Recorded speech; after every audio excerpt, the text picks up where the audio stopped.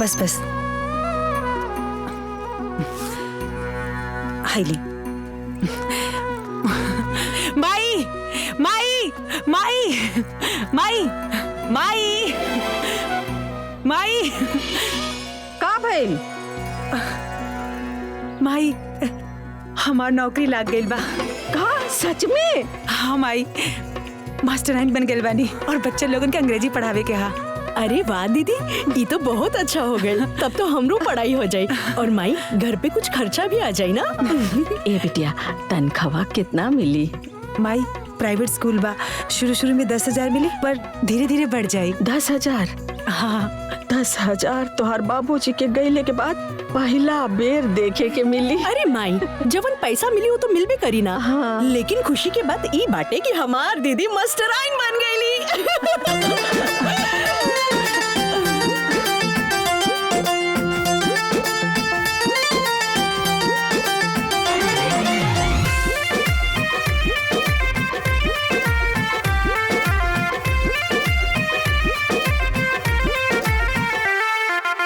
मेहनत के फल मिलल, खुशियन से चेहरा खिलल, सुर भइल गौवा में, घरवा में नौकरी मिलल।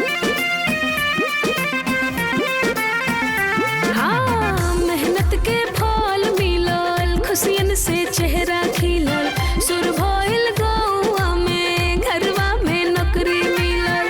टोला मोहल्ला बाटल लड्डू मिठाई, टोला मोहल्ला बाटल लड्डू मिठाई, तक दिया भइल मास्टराइन ए माई, तक दिया भइल मास्टराइन ए माई।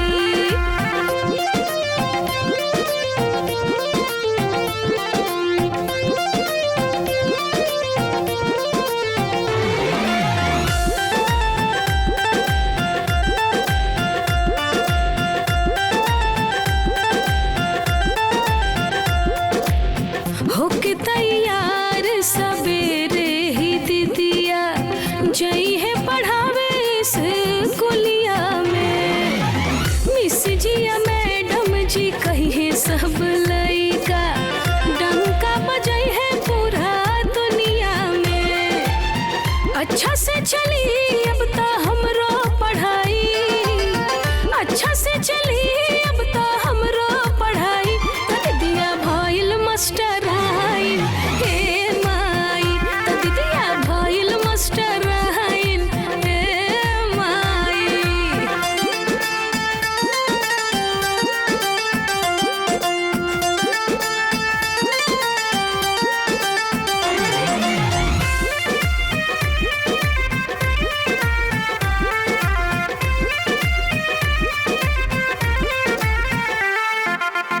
बन गई नी कुछ लायक ये माई, बस तोहरे आशीर्वाद से हम दिनवा खुशी के हब आइले रामा।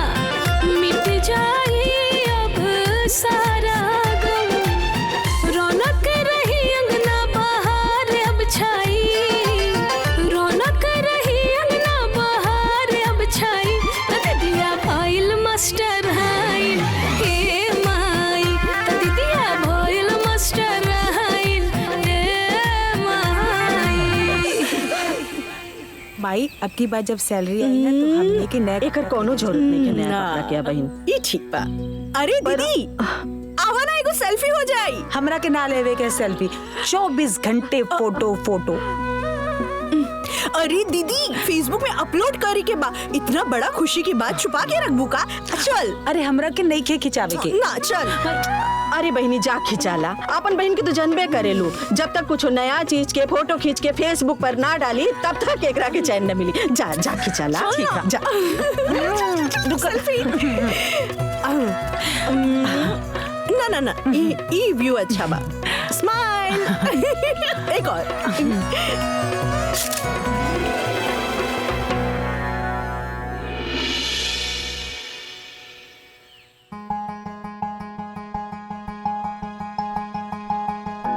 अरे हमार दीदी मास्टराइन बन गईली।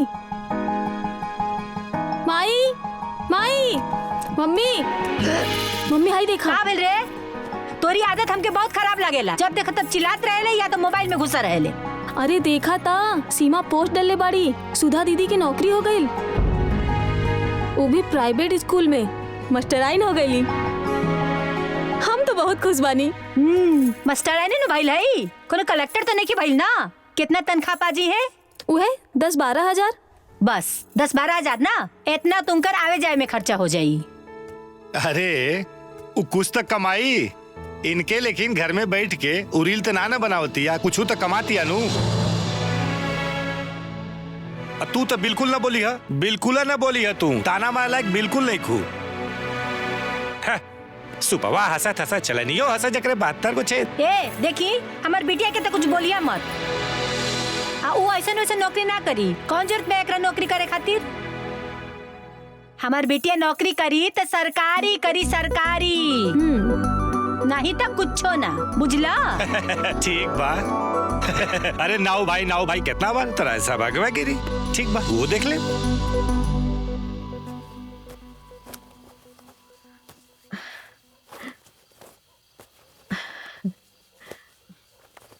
बिटिया तोहार नौकरी लग गई कि हमनी तनी सा संभल गईनी।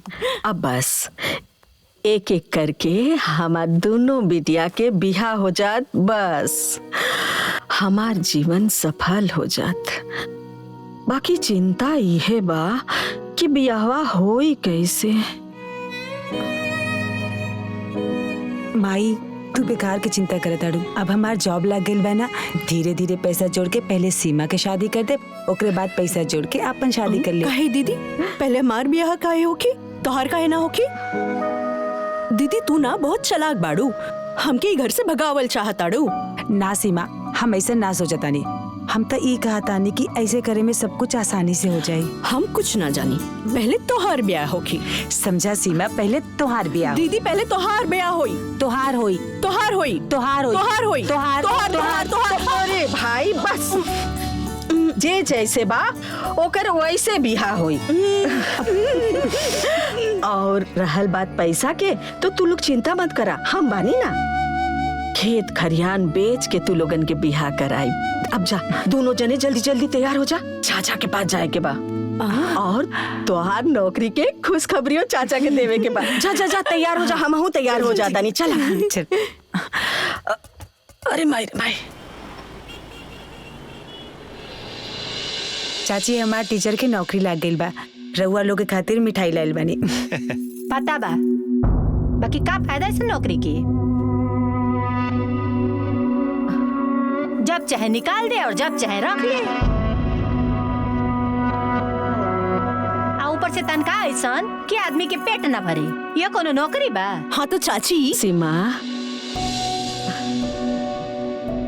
ए छोटको, सुधा कहाँ जिंदगी भर नौकरी करतिया। अरे वो जब ले करतिया तब ले करतिया, यही बहाने ओकर मनो लगल रहेला और 2-4 पैसा हाथ में आई हो जाला।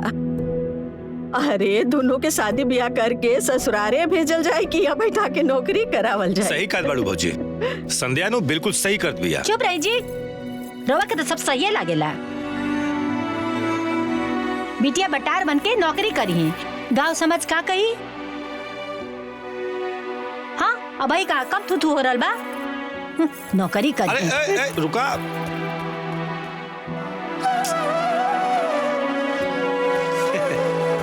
इली बड़की माई पानी पी ली। भौजी पानी पिया। ए बेटा ला लो ला बिटिया पानी पिया। अरे थोड़ा खाना बेटा। ली माई। पीला पानी पीला। ए महाराज, हमार दोनों भतीजी आयल बाड़ी सन। अरे वह फोन रखी, हम शाम के आके मिल ले। हाँ रखे। बबुआ जी। अरे भौजी आई आई आई, बैठी बैठी बैठी बैठी। का कोनो बात बका बताई? बबुआ जी रवा तो देखते बानी, दोनों लड़कियन सियान हो गए बानी।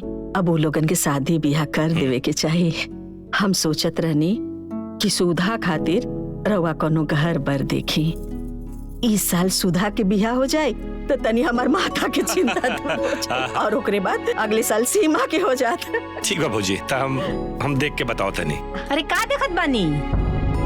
तारा बस में कुछ बा कि तू देख ले बा? अपने घर में अलवैया और दूसरे के गंदा पूजे।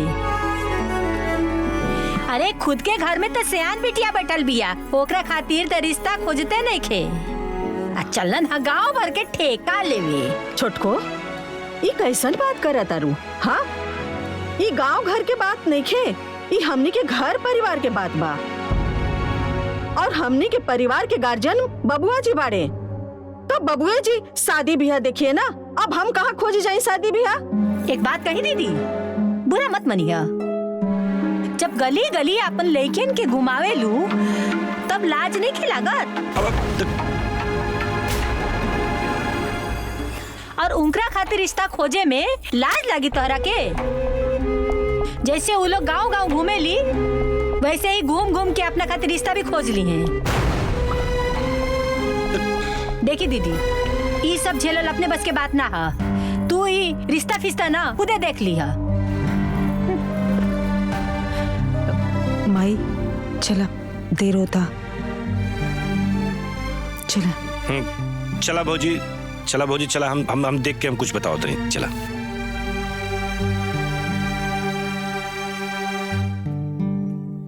चाची तो के इतना सब कुछ सुना देहली और तू चुपचाप बस सुनत रहलू।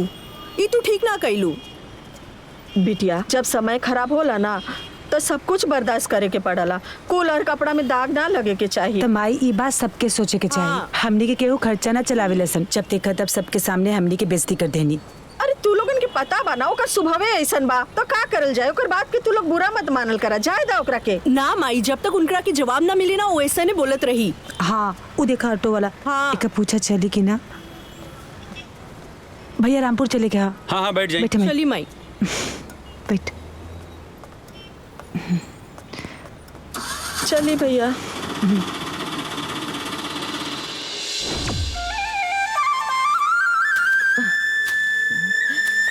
हर 8-10 दिन में घास घुस उग जाला।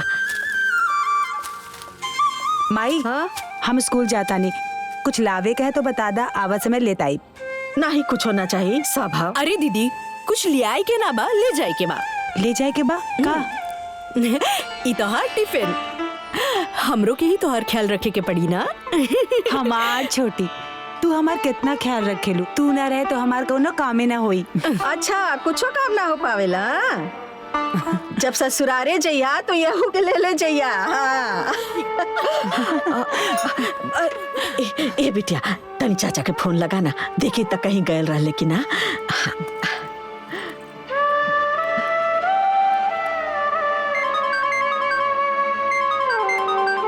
देखा ना, सुधाई फोन करते रही, बुझाता भौजी हमरा से बतियावे चाहते रही। ए जी, फोन रखी। अब रखी देखा- फोन, रखी।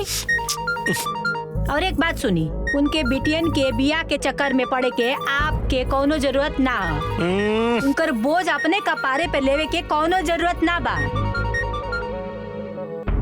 फोन नहीं के उठावत चाचा, फिर से लगावा तानी। हाँ, अपन बिटिया के भी बिया करावे के बा, ओकर पढ़ाई लिखाई देखे के बा, सबसे उन्हों के लेके चली। अरे कौन मार हमरा के खर्चा उठावे के बा? अरे तो हमरा खाली बियावे नु खोजे के बा। चल हम कूल समझत बानी, पागल ना बानी।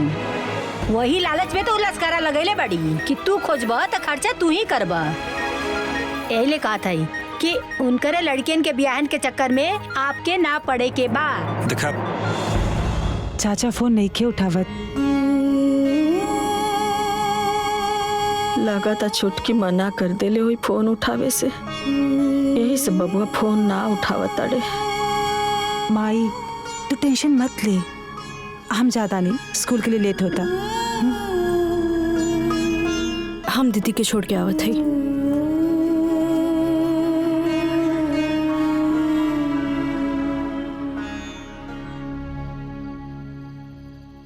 सीमा, कल हमरा के स्कूल बहुत जल्दी जाए कहा। कौनो बात ना, हम टिफिन ना टाइम से बना दे। करेला मत बनइया। इहो ठीक बा, खाई। ए बिटिया, तनी मामा के फोन लगा देना, लगा अरे दे। माई, पहले हमनी के खाना तो खा लेवी दा, बाद में बतियावल जाई। अरे लगा देना, खात रहिया लोगन, लगाओ।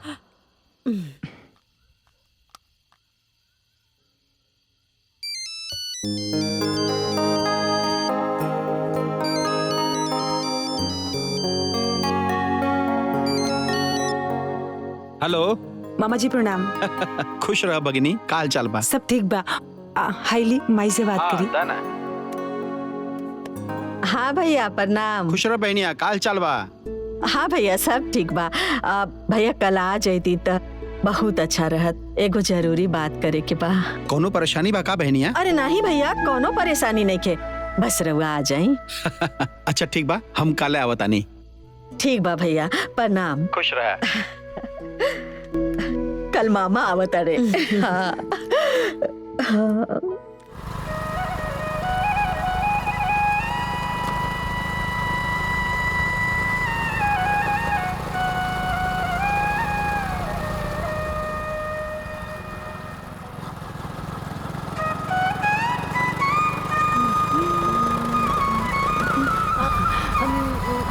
मामा जी। अरे मामा, मामा जी।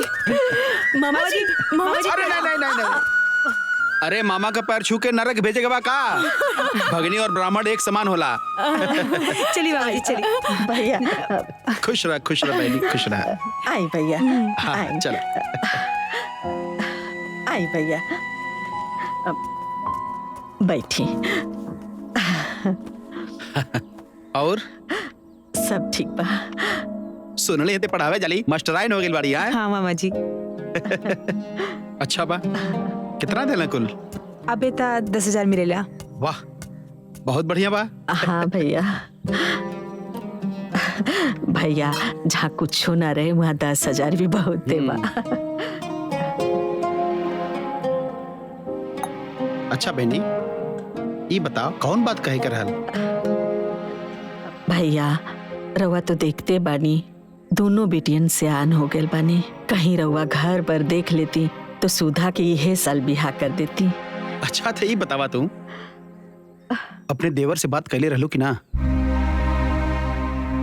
कहनी ता, बाकी पता न काहे ध्यान ना देत बाड़े वो। अरे कुछ बात नहीं है, हम बानी ना, सब हो जाए। कैसन बिया चाहे, का दहेज देवे के बा? अब घर द्वार ठीक ठाक रहे के चाहिए, और रहल बात दहेज के, तो तनी मनी खेत बा बेच उच के दिया जाए। अच्छा तो चिंता मत करा, हम बानी ना। अच्छा हम चलत आनी, हमारे घरे बहुत कुछ काम बा। अरे नहीं, खाना खा के चाहिए। बाकी जो मामा खाना खा के चाहिए बनावा दोनों जने। इतना जल्दी कुल सयान भैली? हाँ भैया। खबरदार, जे बियाह के जिम्मेदारी लेनी था। एगो बात सुन ली, हमरा से बुरा केहू ना होई, बड़का चल रहा दानी बने।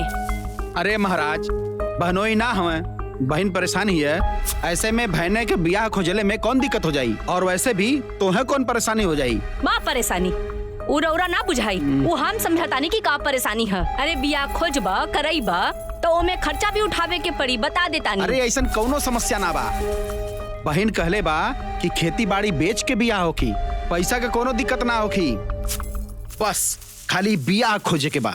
अरे भाई, बहनोई अगर जिंदा होते हैं तो ऐसा कोनो समस्या ना होत। और बहन अकेले औरत होके बियाह कहाँ खोजी? ऐसे में कुछ हमनियों तो सोचे के पड़ी।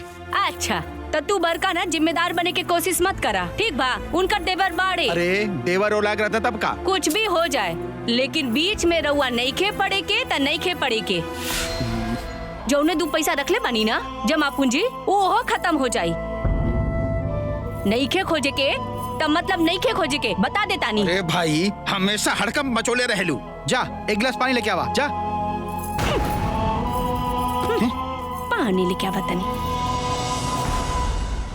दीदी, हाँ एक बात बताई। बोल।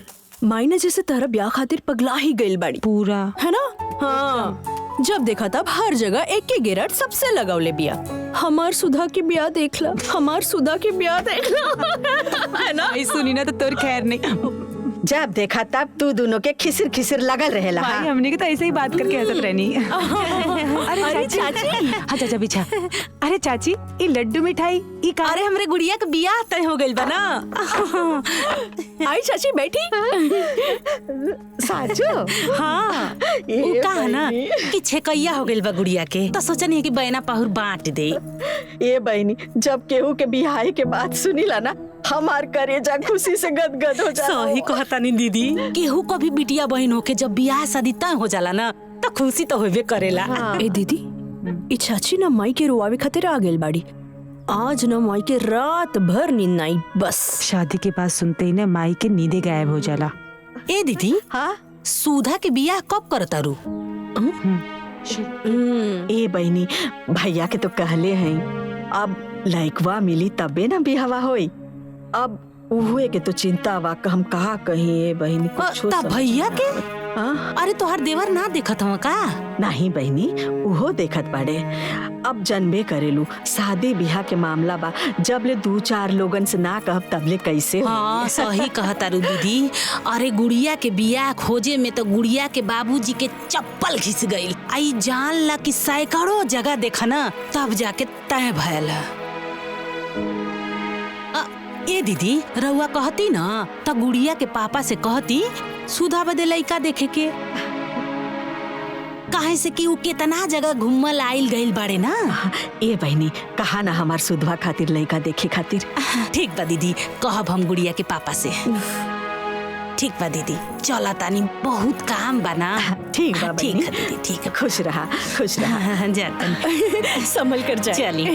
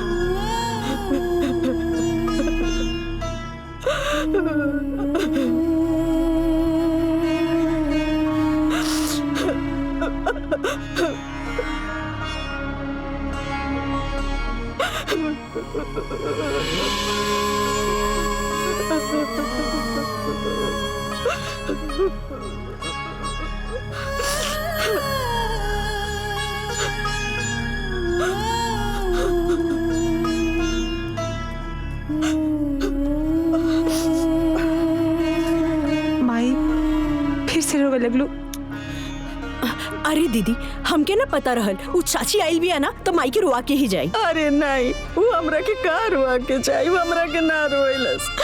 हमरा के तो तोर बाबूजी की याद आ गई। अगर आज ही रहतन तो हमरा के ये दिन देखे के ना पड़त। तू लोगन के बिहाए खातिर तुम्हारे द्वारे भटक के घोड़ धराई ना करेंगे पड़त। अरे माई तू ना, हमनी के बियाह ना होई तो हमनी के मर थोड़ी ना जाए। अब ना होई बियाह तो ना होई। अब तू अपने आप के इतना परेशान ना कर माई। हाँ हाँ माई, तू ना खुश रहा कर। हमने की तो से कुछ ना चाहिए, हमन मिलके सब संभाल लियल जाई। लेकिन तू ना ऐसे दुखी मत रहा कर। चला अब आपन सु पूछो।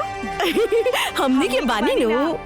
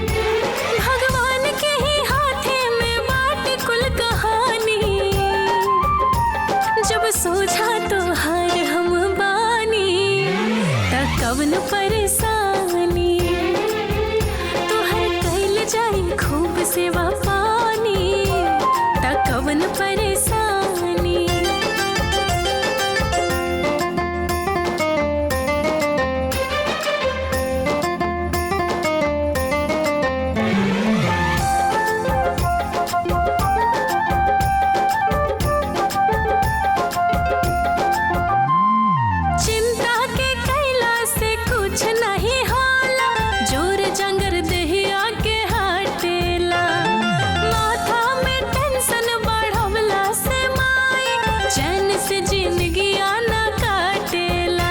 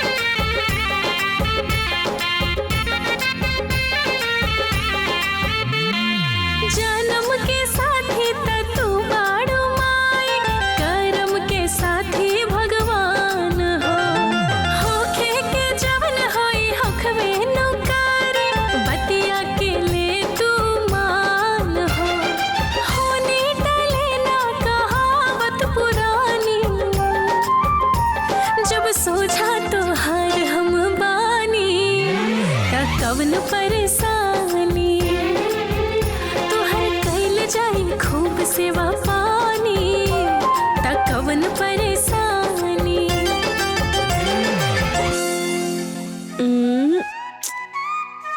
ओहो दीदी, ये नेटवर्क ना बहुत ही बेकार बाटे। सीमा दिखाई नहीं के देत पेपर बनावतानी, जब देखा तब सेल्फी। सॉरी दीदी।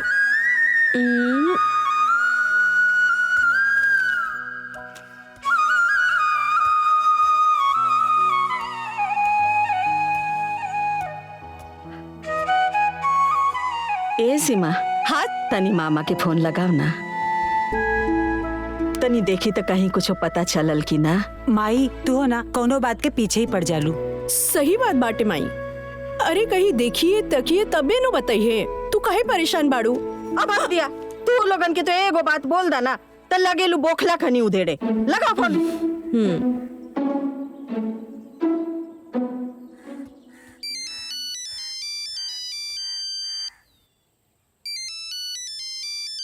केकर फोन है जी? सिमवा का फोन है। उठाइया मत, कौन जरूरत नहीं के बीच में कुदला के।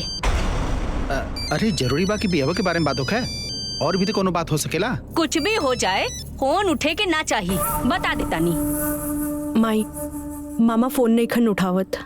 एक बेरा और लगा दे।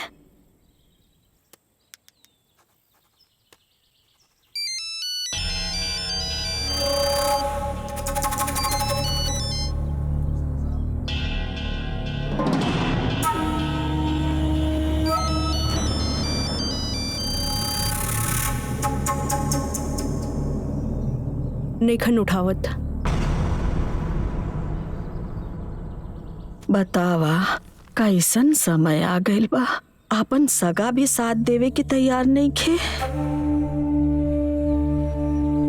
सही कहल जाला, आपन पराया के पहचान खराब समय में आवेला।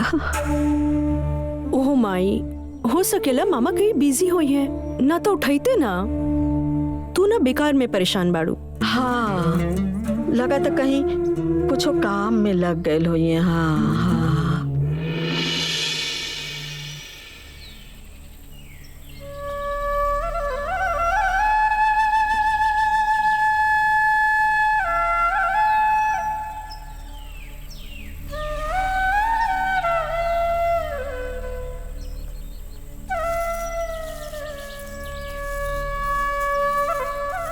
निर्मला,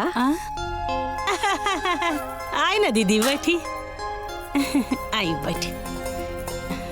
का होता? अरे दीदी का बताई, जान जाई कि जब से गुड़िया के बियाह पड़ल बा ना, पूरा परिवार वही में व्याकुल बाटे। आ जानते बानी कि जब स्टैंडर्ड शादी खोजी तो स्टैंडर्ड तैयारियां तो करे के पड़ी। हाँ बहनी, वो तो करे ही के पड़ी। हाँ। ए बहनी, तनी गुड़िया के बाबूजी से कह दे तू हमार सुधो खातिर एगो लड़का खोज देते। इतना इन्होंने जाने, कहीं कुछ हो तो बताते हैं। बाय दीदी, ई तो उनकर बाएं हाथ के खेल बा, चुटकी में लड़का खोद दी है। रुकी बुलाओ तनी। हाँ। ए गुड़िया के पापा। हाँ का है बोला? अरे तनी सुनी ता। अरे बोला बाजारे जात है। अरे पहले है जे आई सुनी। अरे भाभी जी प्रणाम। हाँ, खुश रहा। देखी ना दीदी बड़ा परेशान बाड़ी, इनके लड़किया के लड़का खोजे खातिर, तन देख ली ना कहीं। हाँ बबुआ, हमार बेटियों के उद्धार लगा देता तू। अरे भाऊजी, रउआ राज क्यों चिंता मत करी, लड़का तो हम ऐसे चुटकी बजाए के जेब हम लेके घूमत रही थे।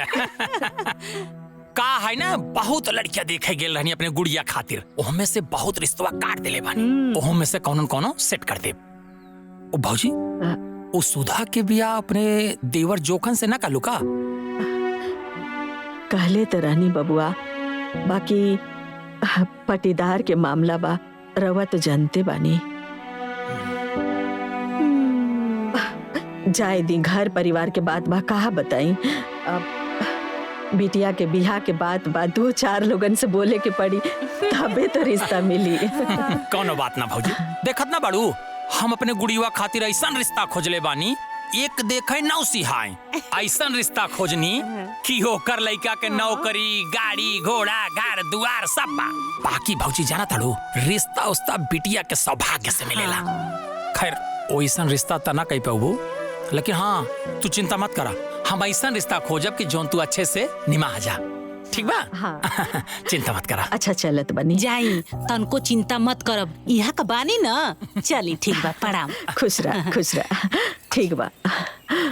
ए गुड़िया के माई तनी गम सौदा हमका बाजारे जाके बा। ये जाई ले ली है जो खुटिया पर टांगल बा। देखा तानी के इतना काम बाटे तौने पर।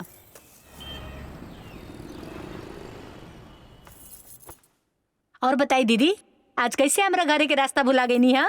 जनते बाड़ू गुड़िया के बियाह तय हो गइल बा, तो ओकरे खातिर सर सामान खरीदे शहर आइल लनी है। त सोचनी है कि लगले तो के न्योतो दे दी, काहे से कि फिर मौका ना लागी ना। हईला न्योता कुल परानी के आवे के बाद, ठीक ना? अइहा जरूर भुलैया माँ। हाँ हाँ दीदी जरूर आवल जाई, सब जने आवल जाई। हाँ केहू दिखात नहीं खे? दीदी ई तो ड्यूटी पे गइल बड़े और हमारा रानी बिटिया कॉलेज। इस समय तो हम घरे अकेले रही। अच्छा ये बतावा, तू लोग अपने जेठानी की मदद ना करेलू का? कहे दीदी ऐसा कहे कहत बड़ू, कुछ सुने के मिला था का? जाए दे तू का कहीं बहिनी, तुहार जेठानी घूम घूम के तू लोग के मांस बेचतारी, तू लोग के खूब बुराई करतारी। कहतारी कि उनकरे बिटिया के बियाहे में तू लोग कौनो मदद नहीं खा करत, खूब गांव भर जान जा की शिकायत करतारी। अच्छा ई बात बा।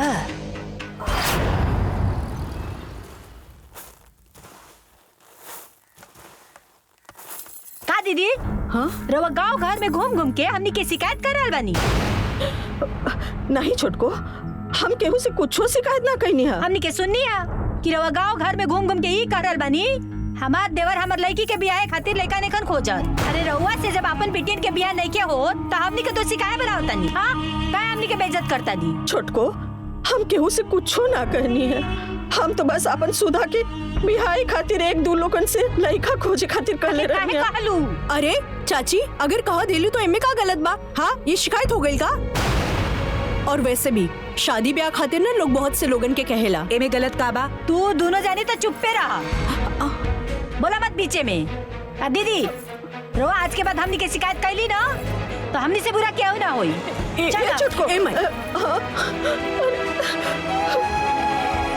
कोनो बात ना माई। बैठ जाओ, बैठ जाओ, बैठ दीदी।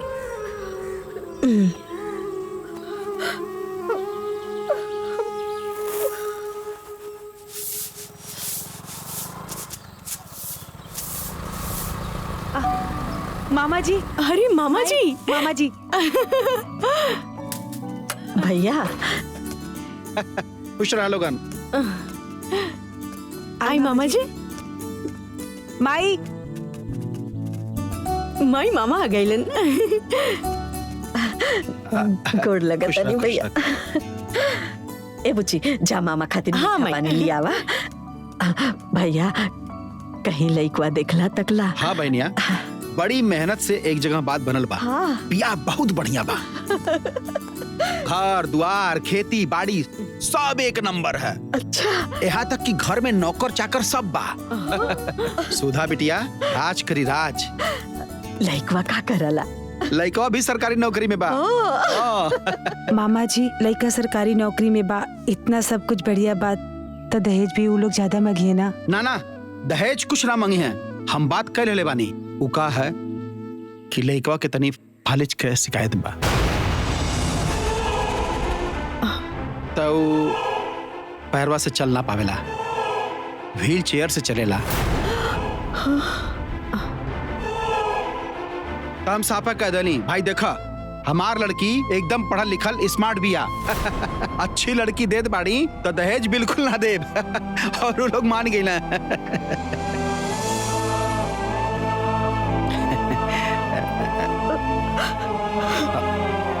बहनिया बहुत बढ़िया बिया बा, जल्दी से दिन पाती रख के ब्याह कर दे। बाकी अरे बहनिया इतना बढ़िया शादी तिया लेके खोजले भी ना मिली। बस उतन की भर कमी ना रत ना, नहीं तो हमन के औकात ना बाकी उनके दरवाजे पे खड़ा हो सकेला। अरे चुपचाप आंख मूंद के बियाह कल। अब इतना बढ़िया बियाह अब ना मिली। मामा जब सब कुछ इतना बढ़िया बा तब काहे ना अपना बिटिया से करवा देता नहीं। बोला मामा, का आप ही शादी अपन बिटिया से करा सके नी? नानू का मामा, हमन तो आपके बिटिया समान बानी नू।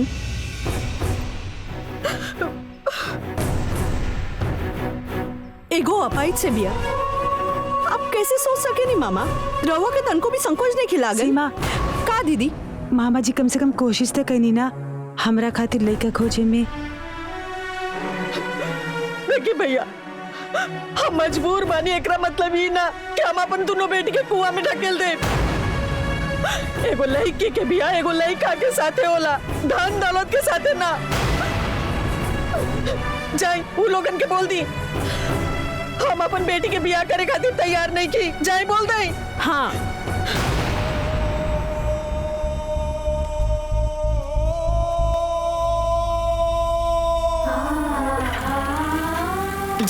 तू रो मत माई, दीदी खातिर बहुत बढ़िया रिश्ता मिली।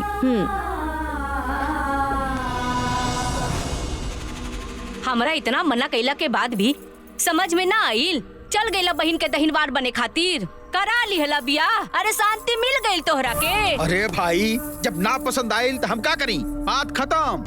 अरे कैसे बात खत्म? ओ लोग के इतना मजाल त थोड़ा कमी का निकल गई त राउर बाल नोच ली लोग। और कमिए का रहल है, लइका थोड़ा अपाहिजे न रहल है, कर ना सकत रहली है बियाह। अरे उनकरा खातिर का बड़का राजकुमार आई, झोली में दाना न खा ले बाबू खाना, देवे लेवे को कुछ है नहीं खे, और रजवाड़ा परिवार खो जाता रही। एगो बात सुन ली, आज के बाद उनकरा बीच में पड़ला के रुआ जरूरत नहीं खे। अरे हम झांके ना जाई, बात कल तो बहुत दूर। तब मत जाई, कर अपना बेटी के बियाह कोनो राजकुमार से खोज के, कोनो जरूरत नहीं खे रुआ के इलाके, बता देता नहीं।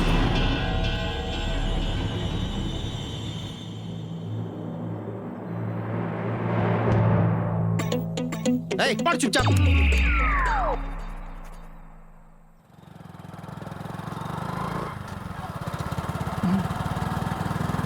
देख दीदी, अगर आज चाचा भी माई के चाचे की तरह ताने मरी है ना, तब इनकर खैर नहीं खे।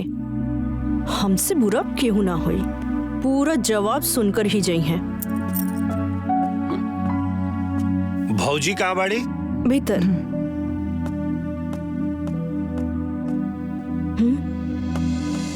भौजी, ए भौजी,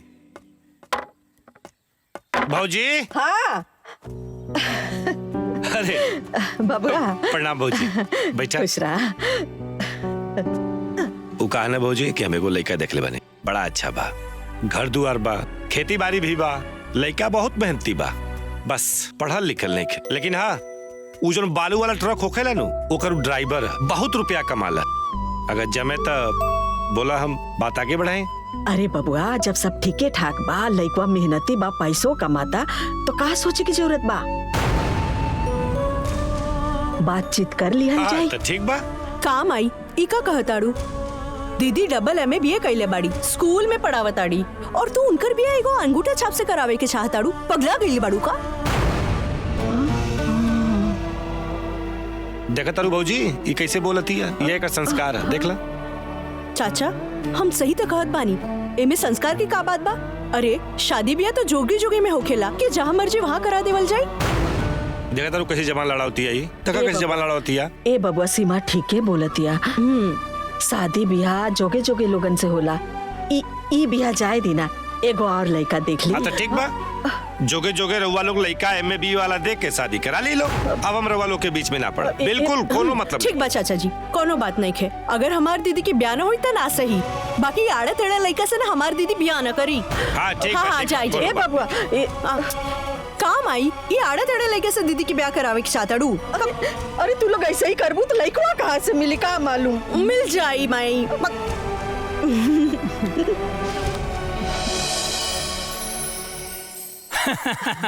भौजी, रिश्ता तो बहुत बढ़िया रहल, लेकिन जौन बा तैयार नहीं खे होत रहले। लेकिन जब बिटिया लोग के तारीफ कैनी त चट से तैयार हो गई। माई हमर ब्याह करावे के नेता पूरा गांव में बटले बाड़ू का। अब अग दिया, चुप रहो। हाँ भैया तो बताइए। जाना तारू भौजी, रिश्ता तो बड़ा संजोग से मिल गई बा, एक नंबर के शादी बा। और जाना तारू, घर दुआर गाड़ी घोड़ा मकान गोरू चौआ सब एकदम भरल बा। यहाँ तक कि जान ल 2 बीघा लीची और आम के बाग बा। बिटिया बड़ी खुशी से रही है। भैया हमरा के मालूम रहे रवा खोजम ना तो अच्छे घर में रिश्ता खोजम। बाकी भौजी तनिक सा खोट बा का यही कि लइकवा तू ब्याह बा। तू ठोकरे बिटिया बाटिन, बाकी तू चिंता मत करा। वो बिटिया लोग बड़ हो गए बाड़िन, बिटिया के बियाह सियाह कर दी, अपने घर चल जाई हैं। बाकी अपन बिटिया एकदम खुशी से रही वहाँ। अरे वाह चाचा जी, इतना बढ़िया रिश्ता, तो अपन बिटिया की शादी काहे ना करा लेता नहीं? हमार बिटिया का तो फेकल पवारल बा का जोन दू बियाह से कर दे। हाँ तक हमनी के फेकल पवारल बानी। अरे मैं रिश्ता खोजे का कर देनी तो रवा जवन मर्जी हुए करब। चल रहे जैसे। आय हो दादा, सही कहल जाला, हवन करत हाथ जरई। एक तो हम धूपे धूपे साइकिल लेके टक टक दुआरे दुआरे लइका देखत हई, ऊपर साइकिल कर सबके बनर घुड़की सुनी। ए भौजी अब हमारा से न हो पाई, अपन खुदे जाए के लइका बच्चा ढूंढा, ठीक बा? चल भाई। हाँ जाए केहू नहीं तो हर दुआरे।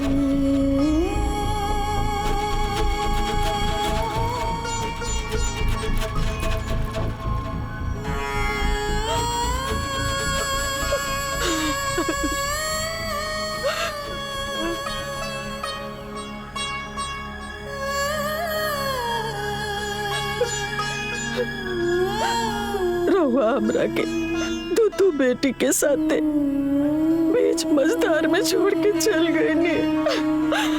अब हम का करें? कैसे दोनों के घर परिवार बसाए? वाले जैसा का संबंधी रहे सब हमसे किनारा कर लेला। हम लगा जाए के कर दुआरे जाए, कैसे रिश्ता खोजी? जकरा से उम्मीद रहे वो लोग हमार मजबूरी के मजाक बना देले बा।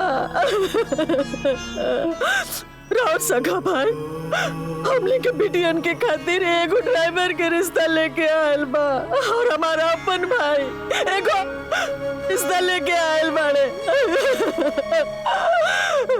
अब रहुए बताई हम का करें? कैसे अपन बेटियन खातिर रिश्ता खोजी? कैसे लोगन के घर बसाई?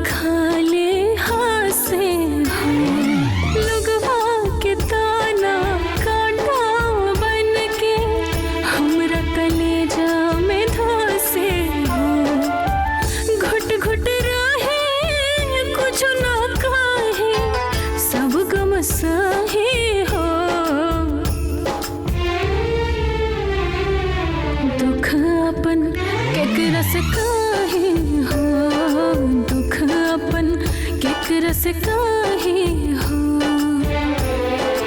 दुख अपन केकरा से काहे हो दुख अपन केकरा से काहे हो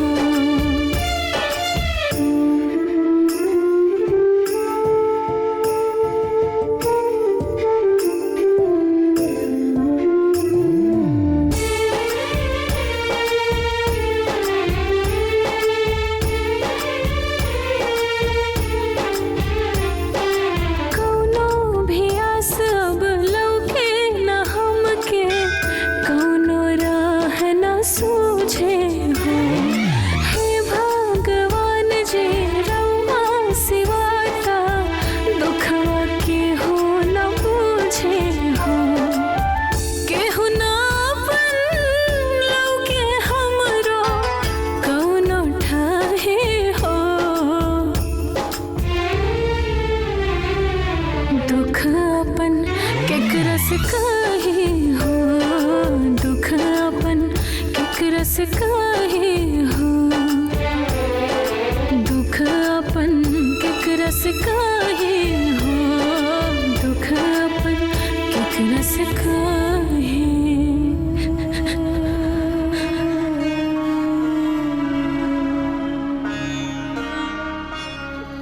बस कर माई, अब कितना रोबे? रोए से कुछ न होके वाला बा। हाँ माई, अगर रोए से ही सब काम हो जाला ना तो हमने बैठ के तोरा साथे रोवल जाए। हाँ, वैसे भी भगवान कर्म करे वाले के साथ देला, बैठ के रोवे वाले के ना। हम का करी बेटी, हमार बस चलत तो तू दोनों के बिया हम कब के कर देले रहती, बाकी हम मजबूर बानी, दूसर के भरोसे बैठल बानी। यही से माई, दूसर के भरोसा बैठला से ना खुद के दुख मिली। यही से कहता नहीं कि आज से दूसर के भरोसे मत रहा। तो का करी, तू लोगन के बिया कैसे करी? हाँ तो ना होई बिया तो ना होई, हमनी के बिया नहीं के करब, हमनी के तोरा साथ हमेशा ही घर में हमेशा हमेशा के लिए रह जाए। हाँ ई का कहत बाड़ू, क्यों जिंदगी भर अपन बेटी के घर में बिठा के रख ले बाका जे हम रखब? यह तो हम समझावे के चाहता नहीं माई कि आज ले केहू की बेटी कुआर रहली का नानू, बाकी जेकर बियाह ना बैल ओकरो हो जाई। देख माई, लड़का कुआर रहेला, बाकी लड़की केहू की कुआर ना रहेली। अरे कोनो न कोनो विधि व्यवहार से सबके बियाह हो जाला, ठीक वैसे ही हमन के हो जाई। अरे बाकी बियाह करे खातिर रिश्ता तो खोजे के पड़ी ना। तो ठीक बा ना, हमनी के अपन रिश्ता ढूंढ लियल जाई। तू लोग पगला गए बाड़ू का? हाँ, लड़की लोग अपन रिश्ता खोजे जाला का, जो तू लोग अपन रिश्ता खोजे जाइबू? अच्छा तो ठीक बा माई, आज ले केहू लड़की अपन रिश्ता खुद खोजे ना गईली, लेकिन हम दोनों एक दूसरे के रिश्ता खोज सकेनी ना। अब हमार बात सुना, हम दीदी खातिर रिश्ता खोजब और ओकर ब्याह करा दे, फिर ओकर बाद दीदी हमार रिश्ता खोज के हमार ब्याह करा दी, है ना दीदी? एकदम सही। अरे बिटिया, ई का कहत बाड़ू? हाँ, ई गांव समझ का बोली? तोरे चाचा चाची मामा मामी का सोची सब? अरे माई, केहू के कुछो सोचे दी, केहू के कुछो बोले दी, जब केहू हमनी के बारे में ना सोच ले तो हमन ओकर बारे में काहे सोची? और माई, अब तोहरा के ना चिंता करे के बिल्कुल जरूरत नहीं के, हमनी के ऊपर सब छोड़ दे, हमनी के सब संभाल ले। हाँ। अब रोल बंद कर। हाँ। अब ठीक बा, तू लोगन के जोन करे के बा करा।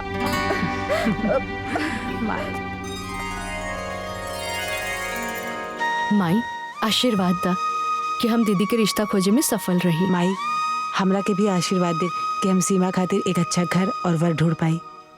बिटिया, भगवान तू लोगन के मनोकामना पूरा करे। बाकी एगो बात बोली? बोली ना माई। बिटिया, एक बेर तू लोग फिर से सोचला, कई तरह से लड़की लोगन के अपन रिश्ता खोजल ठीक बा? अरे माई, हमन अपन खातिर रिश्ता खोजे थोड़ी जात बानी, हमन एक दूसरा खातिर रिश्ता खोजे जात बानी। बाकी बिटिया, आज तक कबो ऐसा ना भइल कि लड़की लोग। माई, अब जो कब्बो केहू न करे होके ना, उहे करे के चाहिए। और तू ना चिंता बिल्कुल मत कर, हमनी के तोर मान सम्मान बिल्कुल कम ना होके दे, भरोसा रखा। चल अब आशीर्वाद दा।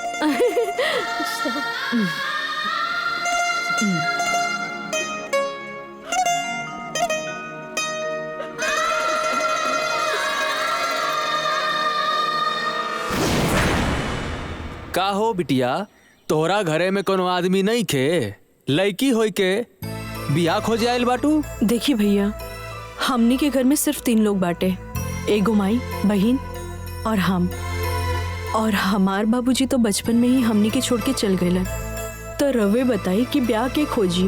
हाँ बात तो सही बाटे, बाकी का बाबूजी?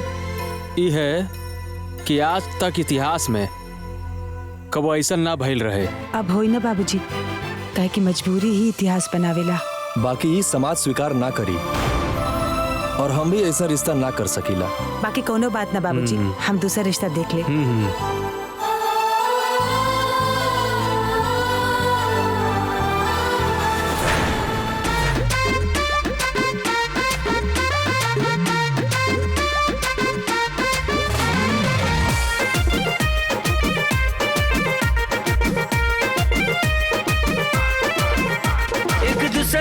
खातिर दोनों बार खोजे, निमन लोग निमन द्वार निमन घर खोजे।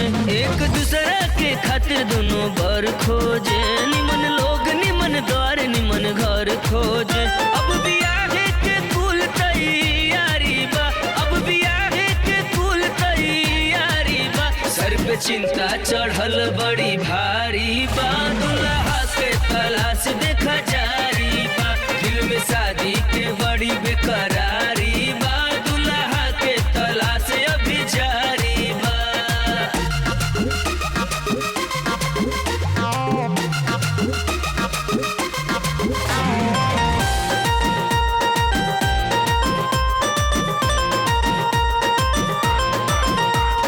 लइका बियाहे के जोग चाही सोच के, एने ओने दौरे दौरे जाली हो।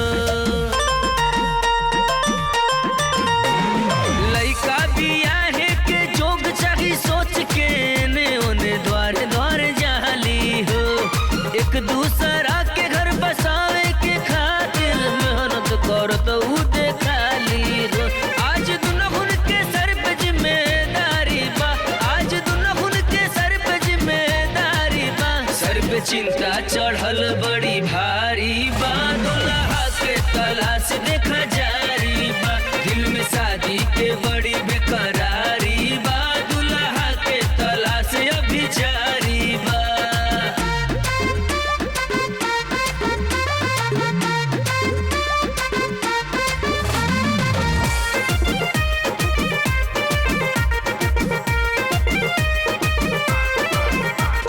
एक दूसरा के दोनों खोज खुशहाली हो के चाही बहिन ऐसान।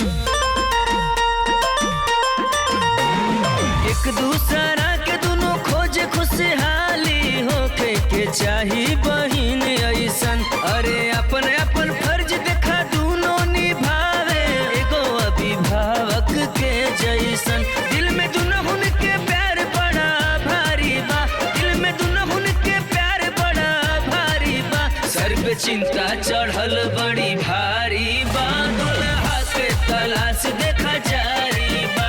दिल में शादी के बड़ी बेकरारी बा, दुल्हा के तलाश अभी जारी बा। देखी बाबूजी, आप जवन जवन कहत बानी हम उ सब देवे खातिर तैयार बानी। बस एक बार आप हाँ कर दी। अरे जब तू कुल मांग हमार मानिए ले बाड़ू तो हमरे तरफ से हाँ समझा। बस लड़का हमरा लड़की के देख के हाँ कह दे तो समझा ये बियाह पक्का। ठीक बा बाबूजी।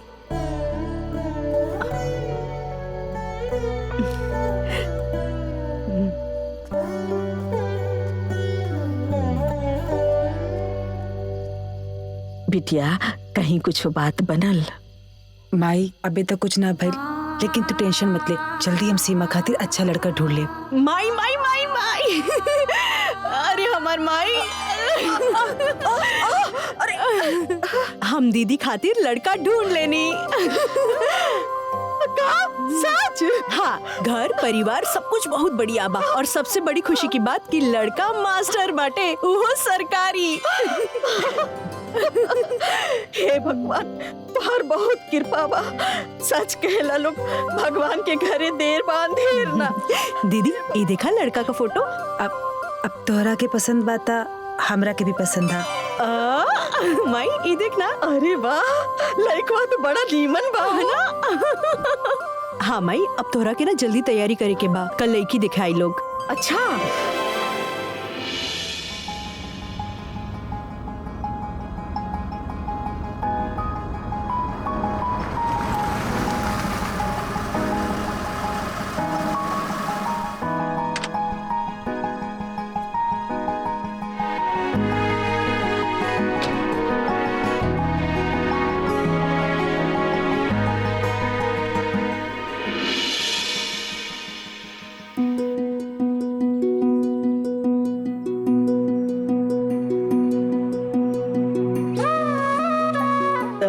समधी जी और ली बबुओ के दी। समधिन जी रहो ली। अरे समधिन जी, आवा भगत तो बहुत हो गई, अब वो काम हो जाओ जौना खातिर हमनी के आइल बनी जा। बिटिया के बुलाई ना। जी सीमा। हाँ माई। दीदी के लिए आवा बिटिया। हाँ।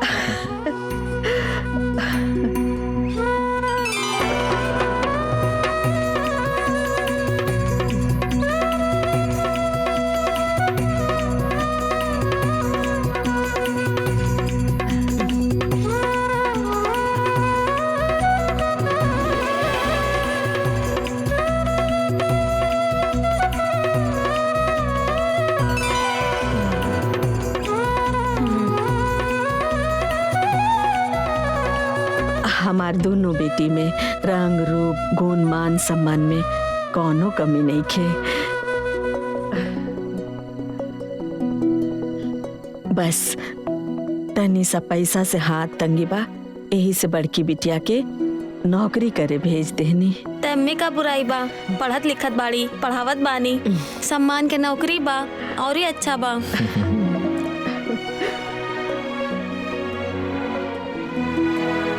जितना हम सोचले ना रहनी है ना, उससे भी सुंदर बाड़ी हमार बहू। हम शादी खातिर तैयार बनी। दीदी धन्यवाद। लेकिन हमारे को शर्त बा। शर्त?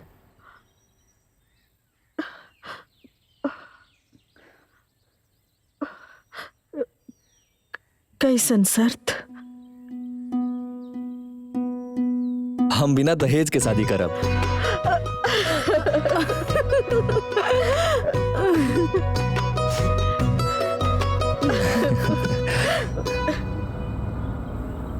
अरे चाचा, सुनत नहीं कि जोखन के भतीजनिया अपन शादी खुद ही खोज के तय कैले बिया। वो एक नंबर के बिया, लइका मास्टर बाटे, घर दुआर खेती बाड़ी सब एक नंबर के बाटे। जैसन घर बार लड़की हो के खोज लेने बानी, वैसन तो हमनियों के खोजे में समय लग जाई। दोनों बहनियां बड़ी चालाक बाड़ी। अरे बहनी, उत्सव चालाक ना बड़े चलबाज बाटे। सही कहत बाड़ू बहिनी, हमके तो उन्नन चाल चलन से ये बुझाता ना कि उ सब लइकवा के फंसा लेने है स। अब तक का करबू, मजबूरी में बियाहवा कर ही के बा। जब भी होके बियाहवा तो होके जात बा। चला बेचारिन के घर बस जाए, अब मजबूरी में केहू साथ देवे वाला ना ही बा, तो जौन करत बानी सा अपने मन से। चला छोड़ा, चला हमनी के अपन काम देखल जाए। चाची जी, सुधा दीदी की ब्याह तय हो गइल बा, यही से हम शादी के न्योता देवे आयल बानी। इली चाची जी। सुधा के शादी? हाँ। के तय करवैलस? हम अच्छा चाचा जी, हमके एक जगह और काट देवी के बा, हम जाता नहीं, शादी में आइन जरूर। ठीक बा, जा।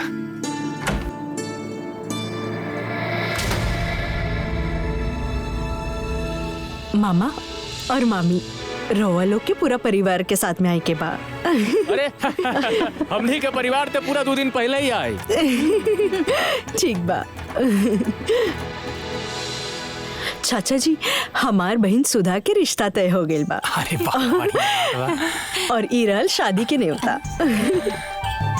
चाची, चाचा, पूरा परिवार के साथ में आई के बा। हाँ ठीक बा बबनी आवल जाई। ठीक बा।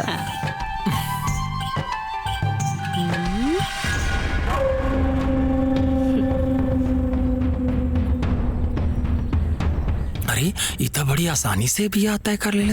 हमरा मुंह पे तो तमाचा लग गए। कौनो न कौनो गणित करे के होगी। ई लोग के खुशी हमरा से दिक्कत नहीं के बनत बाटे।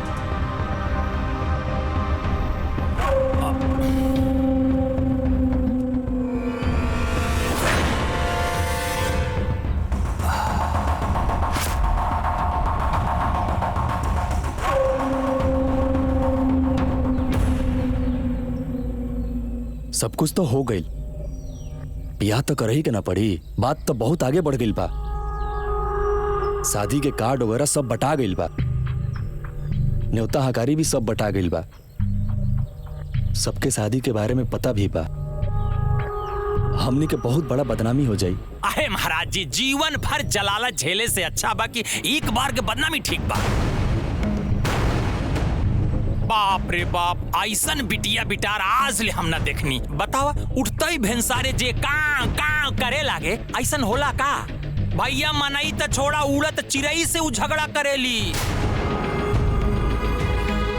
अब का बताई, देखा बिटिया बिटार हन के बारे में कुछ कहे के ना चाहिए, लेकिन यही जान ला कि पूरे गांव के लौंडन के साथे बैठ के घूमेली। महाचरित्रहीन बाड़ी का?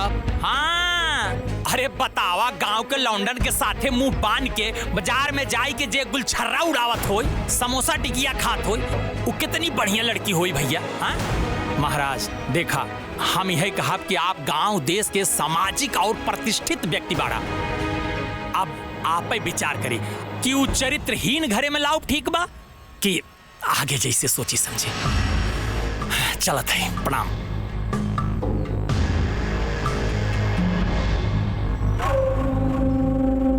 बैठ के सोची महाराज, एक दिन के बदनामी ठीक बा कि घरे में चरित्रहीन लड़की रख के जीवन भर के बदनामी ठीक बा?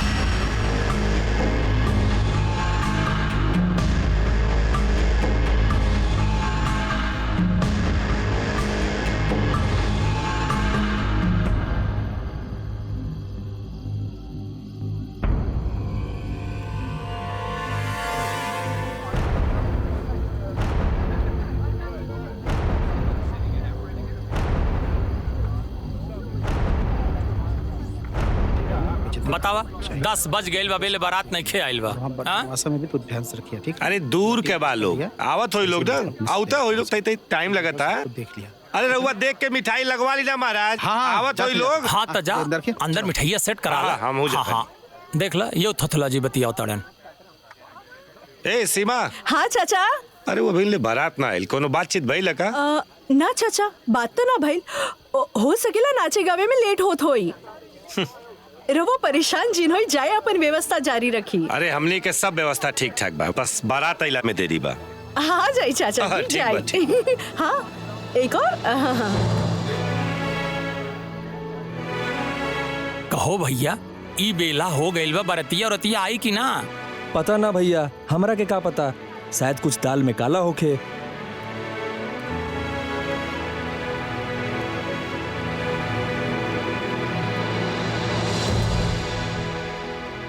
ए सीमा, सीमा। हाँ चाचा जी। बेटा यारा तो का भाई चाचा जी? ते दे तो लोग का नंबर देता, लगा के पूछी बारात लेके आवत हो लोग कि मजाक करते हो? ये देखी।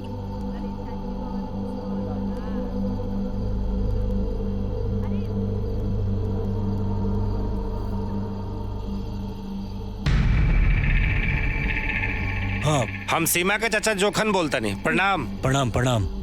अरे का समझी जी, कहाँ ले पहुँचल बनी महाराज? एजा सब लोग राउर इंतजार कर रहा बा। बताई ना कब बारात आई, कब द्वार पूजा हुई, कब बियाह बैठी?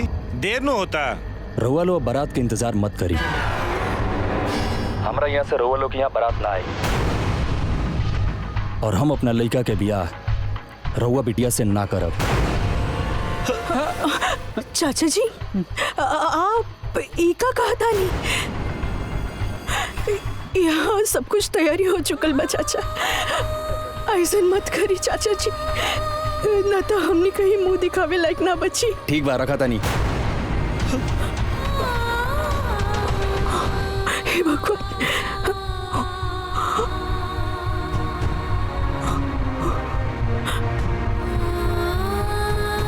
अब करवा तारू का भालू ना अपने मन के मनमानी कटवा देलू ना नाक।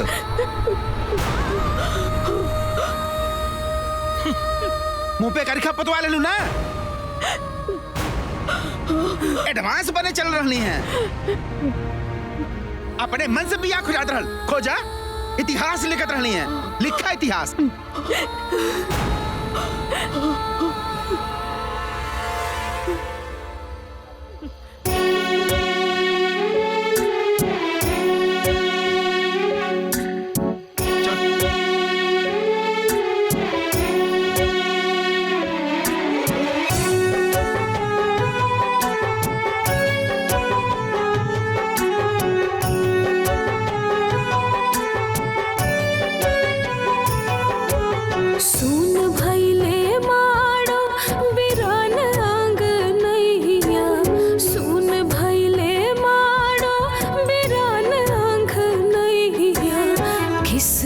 से हर लिमाई तोहरी चिरैया, किस्मत से हर लिमाई तोहरी चिरैया।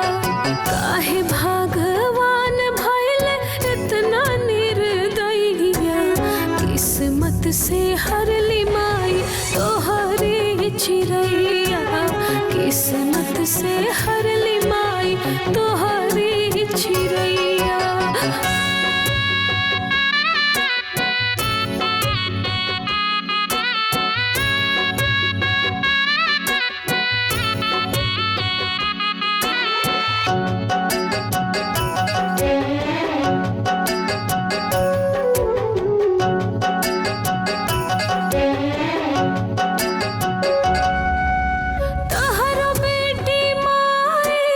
किस्मत के छोट हो राम जी भी नाही मोहाल हो, मारे लताना सगरो जमाना, सब कुछ देख रह जाले हो।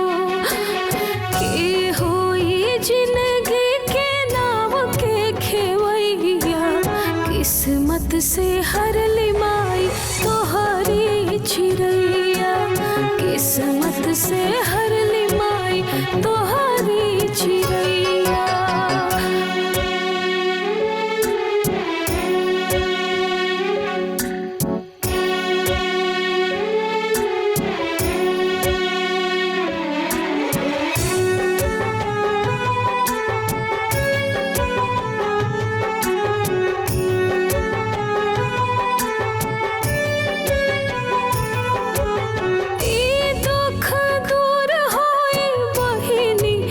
कहिया जाने ना कोई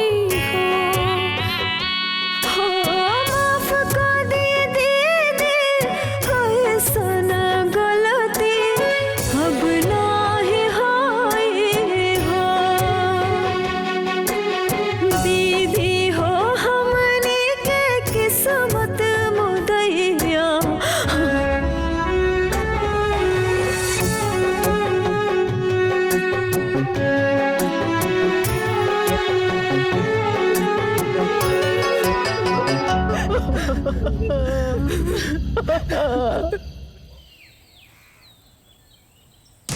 नहीं आई बारात, टूटा दुल्हन का अरमान। गरीबी फिर एक बार किसी लड़की की दुल्हन बनने का सपना किया तार तार। लड़की हुई निराश। यह घटना सोनभद्र जिले की हाथी नाला गांव की है। गांव के एक बिन बाप की लड़की सुधा की कल रात बारात आने वाली थी। पूरी रात दुल्हन सुधा और उसके परिवार बारात के इंतजार करते रह गए। रात बीत गई पर बारात नहीं आई। लड़की और लड़की के परिवार वालों की जगहसाई हुई। अनुमान लगाया जाता है कि मामला दहेज का है, क्योंकि लड़की में कोई कमी नहीं है। वह MA BA टीचर, सुंदर, सौम्य और सुशील है।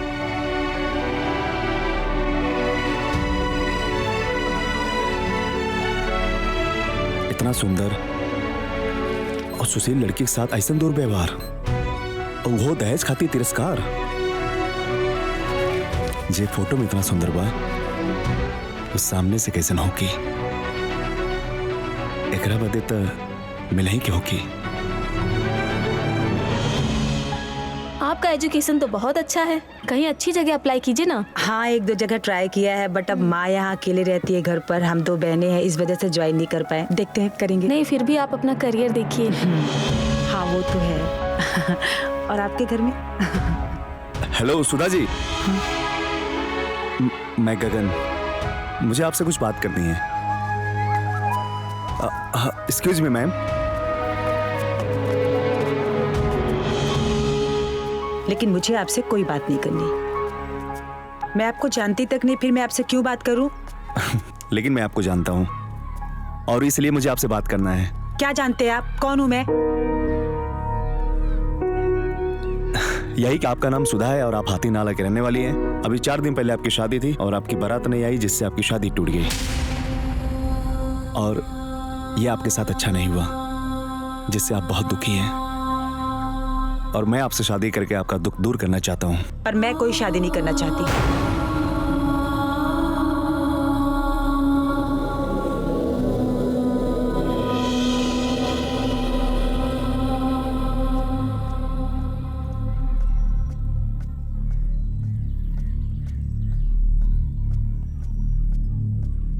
आपने मेरी बात का जवाब नहीं दिया।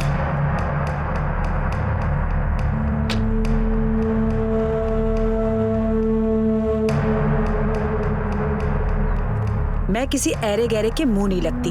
और कितनी बार कहा आपको मेरा पीछा करना छोड़िए, वरना आपके साथ बहुत बुरा हो जाएगा। और हाँ, मुझे छेड़ने की कोशिश मत करना। पहली बात तो मैम, मैं कोई ऐरा गहरा नहीं हूँ। मैं एक सभ्य परिवार का सज्जन लड़का हूँ। और दूसरी बात, आपको छेड़ नहीं रहा हूँ, मैं तो आपसे शादी करना चाह रहा हूँ। और कितनी बार कहा है आपसे, मुझे कोई शादी वादी नहीं करनी। सड़क पे शादी करेंगे। तो ठीक है, राह में शादी नहीं तो घर पे ही आता हूँ।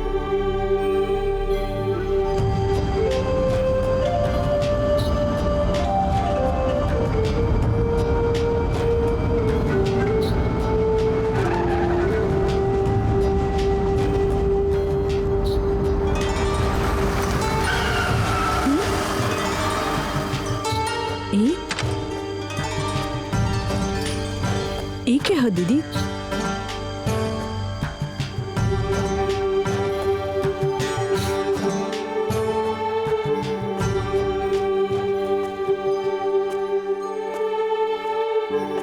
सीमा, जवन लड़का के बारे में तोहरा के बतौले रहनी ना, ई उहे लड़का हा। हमारे स्कूल में पीछा करत करत अब घर तक आ गई। तू चिंता मत कर दीदी, आज हम एकरा के ऐसा सबक सिखाए कि ई तहरा ही ना केहू लड़की के पीछा ना करी। रुक।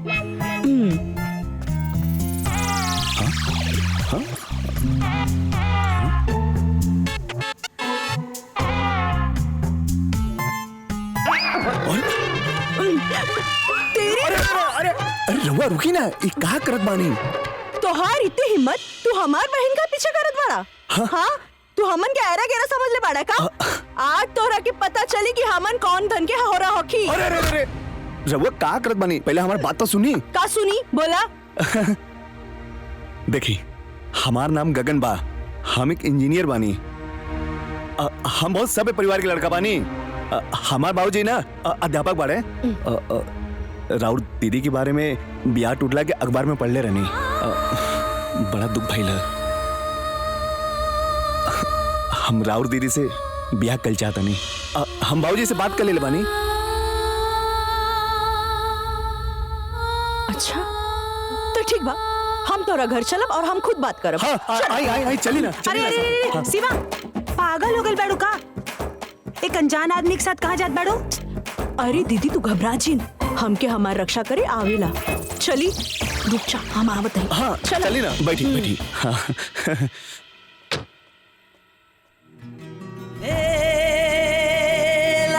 ब्याह तो तरह से करके रहा।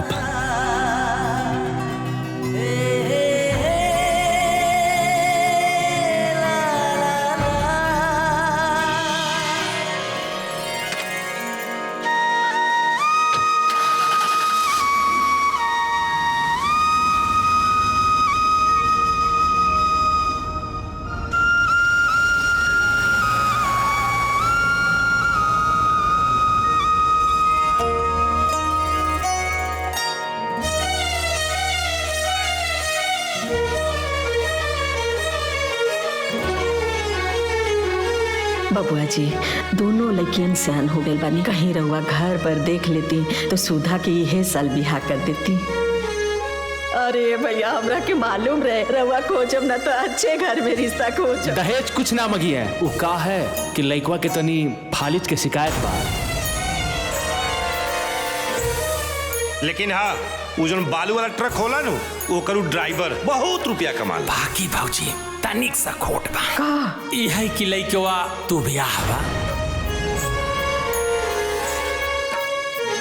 अब का बताई, देखा बिटिया बिटारहन के बारे में कुछ कहा के ना चाहिए, लेकिन यही जान ला कि पूरे गांव के लौंडन के साथे बैठ के घूमेली, महाचरित्रहीन बाड़ी।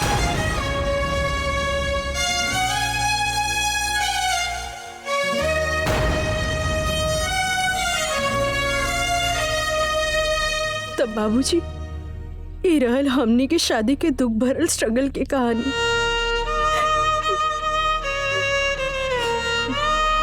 तू चिंता मत कर बेटा, समझ ल कि आज से तारा दुख के दिन समाप्त हो गई। तारा बहन से हमरा बेटा के ब्याह हुई। तो ठीक बा बाबूजी, तो कल हम अपना मायके लेके आ जाए। ना बेटा ओकर जरूरत नहीं है, हमनी के खुद मिले आ जाए जा। बेटी आज से पहले जब तार माई घर से बाहर ना निकल ली तो फिर काहे आई है? अरे अब हमनी के मिल गई नीनू। ठीक बा माँ जी, अब हम जात बानी, न तो माई दीदी ना परेशान हो जाए। बेटा इनके के बढ़िया से घरे ले जाके पहुंचा दो। जी बाबूजी। चला चला।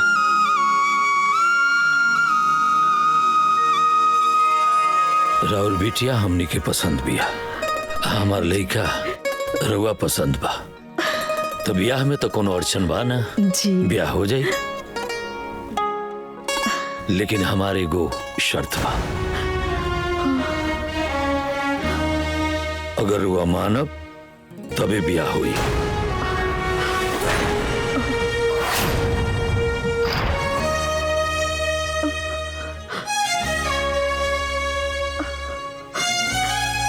कैसन शर्त? दहेज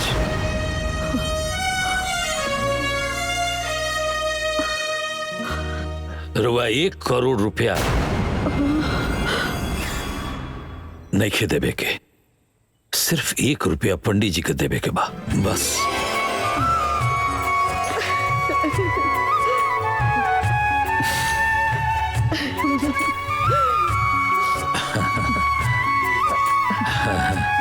भाई साहब हम अगर अपन बेटी लोगन के कुछ ना दे तो गांवपुर के लोग का कही हैं, और फिर रवो के घरे तो देखे वाला लोग आई हैं। राउर इज्जत के सवाल। रुआ चिंता मत कर, हम पहले ही सारा सामान रुआ घरे पहुंचवा दे, रुआ गांव समाज के दिखा दे, राउरो श्रद्धा रह जाई बस। अब आपकी जैसन मर्जी। और हाँ सीमा के ब्याह की भी रुआ चिंता छोड़ दे, हम कोनो बढ़िया घर बार देख के एके मंडप में दोनों ब्याह करवा दे, ठीक बा?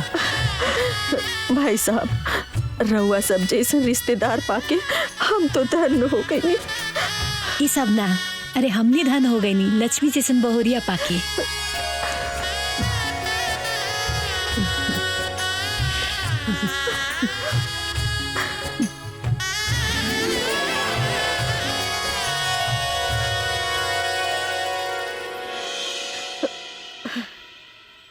भगवान के कृपा से हमार बेटी के कितना बढ़िया घर बर मिल गईला, नहीं तो आज के युग में इतना बढ़िया घर परिवार दिया लेके खोजले से ना मिला। सही कहत बाड़ू माई, दीदी के नसीब ना बहुत तेज बाटे, ना तो ए समय में ऐसन सोच वाले लोग कहाँ मिलेला। बतावा, दहेज लेवे के बजाय ऊपर से शादी का पूरा खर्चा उठावत बाड़ी, और तो ऊपर से हमन के मान सम्मान बढ़ावे खातिर दहेज का पूरा सामानो खरीदत बाटे। सही में माई उन लोग के कोनो जोर नहीं खे। खोजले के बाड़े जे खोजले बाड़े ना ओकरा कोनो जोड़ नहीं खे। ए भाई सुनली हा जोखन के भतीजी सुधा के बियाह बहुत बड़ घर में होके जात बाटे। हाँ भैया हमहू सुनली कि लइकवा तो इंजीनियर बा, इनकर ते भाग खुल गइल बा। वाह का नसीब बा भाई।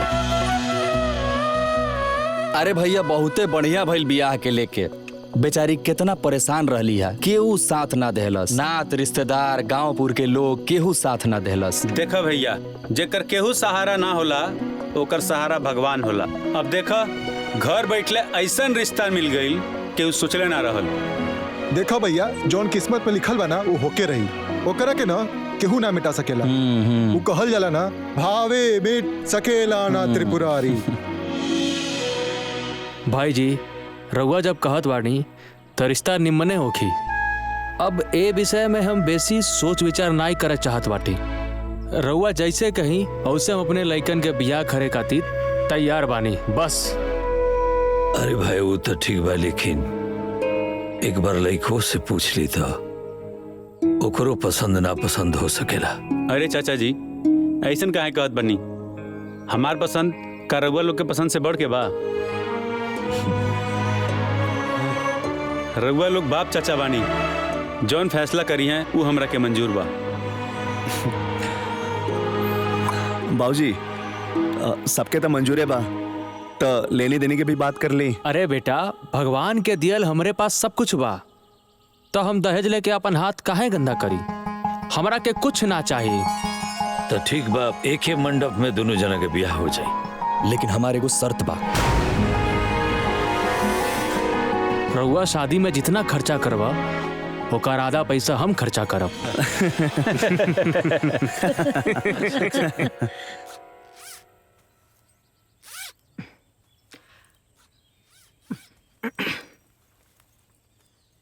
अरे धिया बिहानियर आ गइल बार तू स्कूले जात बाड़ू। अरे माई इतना जल्दी नौकरी ना छोड़ल जाला, केहू हमरे जगह आ जाई तो ओकरे बाद छोड़ दे। हम बोल देले बानी। दीदी के ससुर जी के फोन आ रहल बा, ली बतियाई।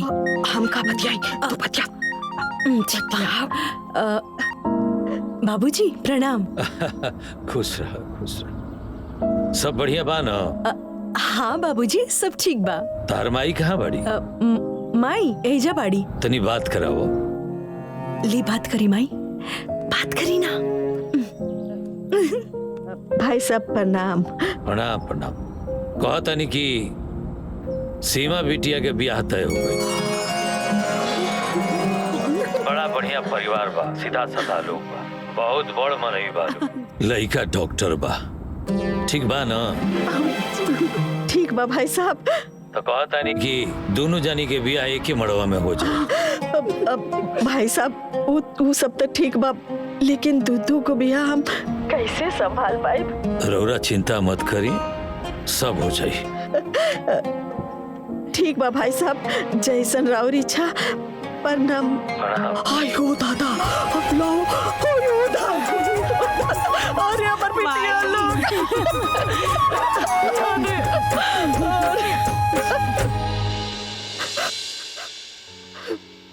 ए जी राव आशीर्वाद से हमने के दोनों बिटिया के ब्याह एक के साथ एक के मड़वा में होके जा रहा बा। आज रउआ रहती तो कितना खुश होती। ए जी और कमी हमरा के बहुत कर रहल बा।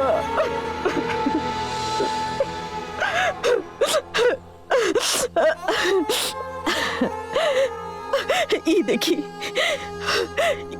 दोनों बिटिया के बियाह के कार्ड बा।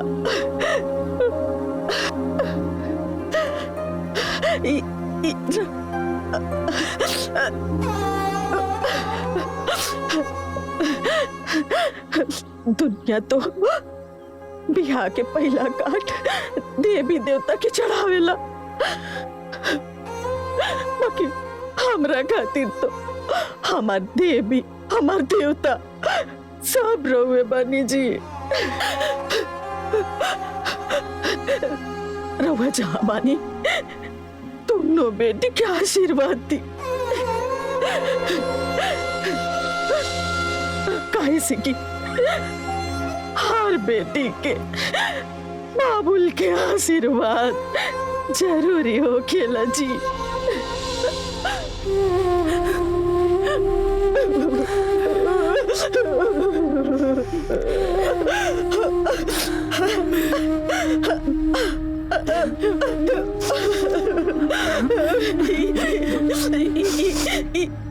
दोनों बेटी के आशीर्वाद दीजिए।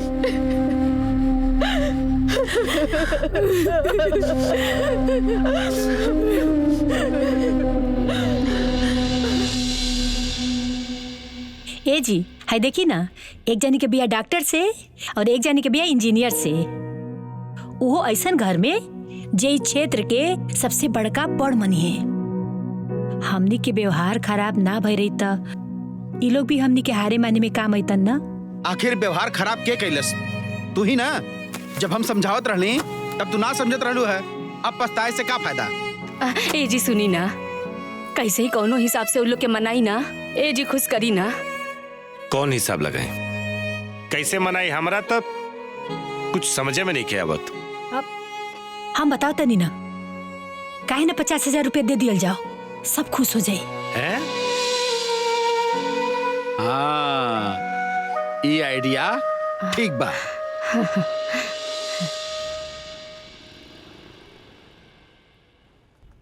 अरे प्रणाम मास्टर साहब। अहो भाग्य हमार की रउआ हमारे दुकान पर पधरनी।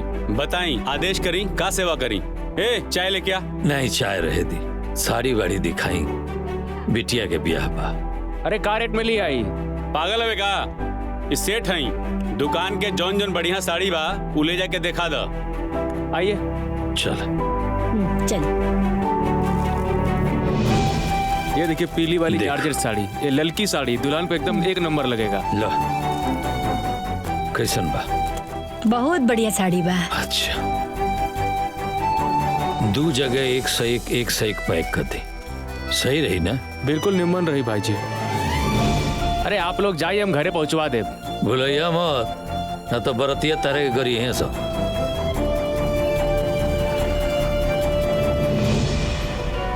नमस्ते नमस्ते, आई लोग। प्रणाम प्रणाम प्रणाम प्रणाम प्रणाम। ये कैसे? ये 4x6 के है। 6x6 के बा। ये देखिए किंग साइज है।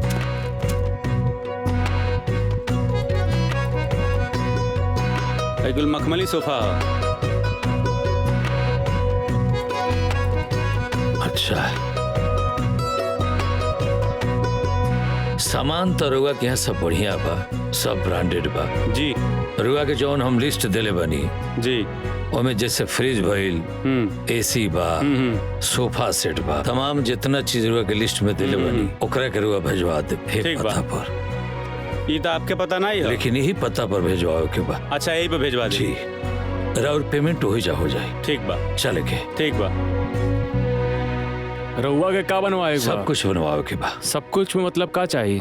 मतलब नाक के, कान के, बाली, मंगटी का, सिकड़ी, अंगूठी, सब कुछ बनवाओ के बा। अरे भैया, जब बेटा बिहल जाता नहीं तो ज्वेलरी चाहिए ना। अरे सब बन जाए। बबुआ भैया काहे बोले नहीं हमरा के? ओ भौजी कहा ना कि 50,000 रुपया ले ले, हमारा तरफ से बरातीन के खर्च करे के। अरे हमारे तरफ से भी 50,000 रुपया भगिनी के ब्याह में। अरे भैया बबुआ, हमरा के इतना पैसा के का जरूरत बा? लइकवा वाला तो इतना सब कुछ करेले बा, हमरा के इतना पैसा की जरूरत नहीं के। रखी रहुआ लोग, हम ना ले सकेनी। अब दीदी न्योता समझ के रख ली ना। छोटको, न्योता उतना ही लेवे के चाहिए जितना वापस कर सका। और हमार हैसियत नहीं खे कि हम इतना न्योता ले सकी। हमार बेटियन के बिहा धनवान घर में भले भइल बा, बाकी हम ओइसने बानी। रवा लोगन के न्योता करे के बाना तो 150 कर दी, ताकि हम तू लोगन के लइकन के बिहा में 150 दे सकी।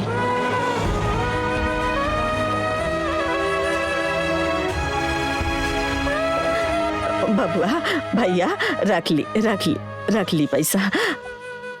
बराता गोइल, ए चली जा बराता गोइल। हमार बिटियन के ब्याह होवे जात बा।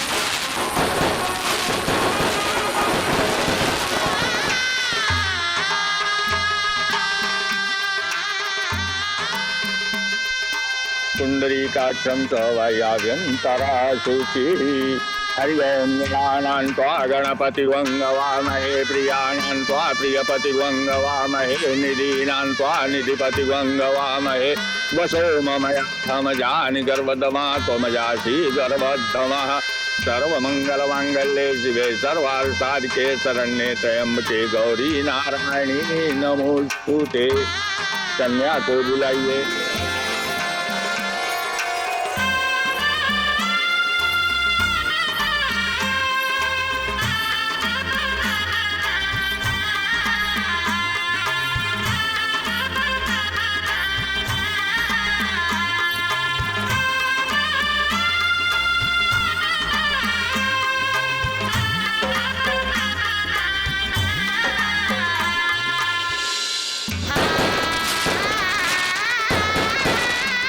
पुंडरीकाक्षं च वायाभ्यन्तरा शुचिः हरि ओं गणानां त्वा गणपतिवङ्गवामहे प्रियाणां त्वा प्रियपतिवङ्गवामहे निधीनां त्वा निधिपतिवङ्गवामहे वसो ममयामजानि गर्भदमा त्वमजासि गर्भद्धमः सर्वमङ्गलमाङ्गल्ये शिवे सर्वार्थसाधिके शरण्ये त्र्यम्बके गौरी नारायणी नमोस्तुते।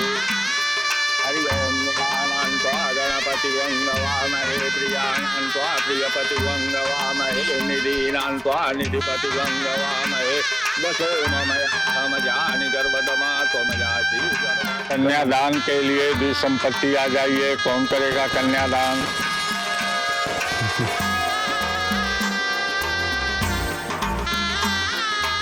पंडित जी, कन्यादान सिर्फ हमार माई करी, सिर्फ हमार माई और केहू ना।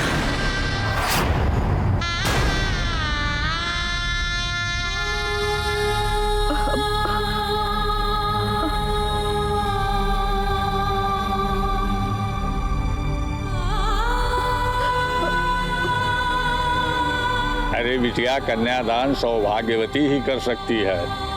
आपकी माँ कैसे कर सकती है? आपके बाबूजी नहीं हैं। लेकिन पंडित जी हमन के दोनों के माई बाबूजी के फर्ज निभा सकेले, माई के प्यार और बाबूजी के दुलार दे सकेले,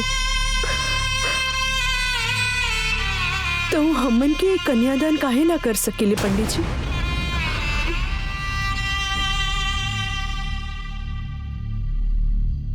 पंडित जी, हमनी के माई सिर्फ हमार माई ना, माई और बाबूजी दोनों बाड़ी।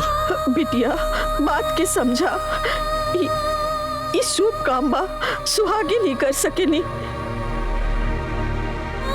हम कैसे करी? ना माई, हम कुछो न जाने ली। हमन के कन्यादान सिर्फ तू ही करबू। बोला करबू की ना?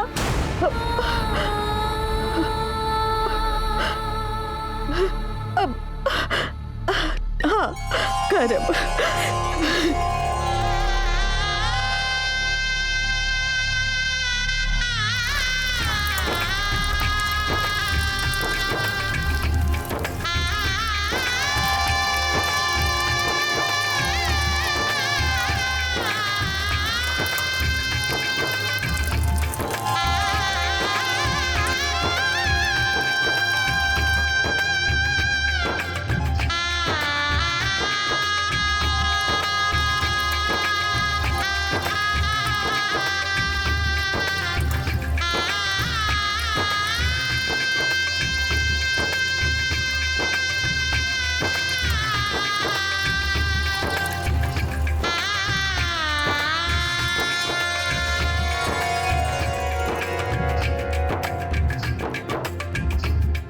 गठबंधन करने के लिए कोई आइए, गठबंधन कीजिए।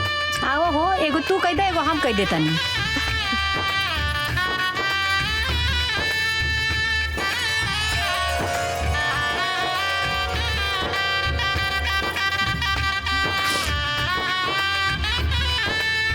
जयमाल के लिए खड़े हो जाइए आप लोग।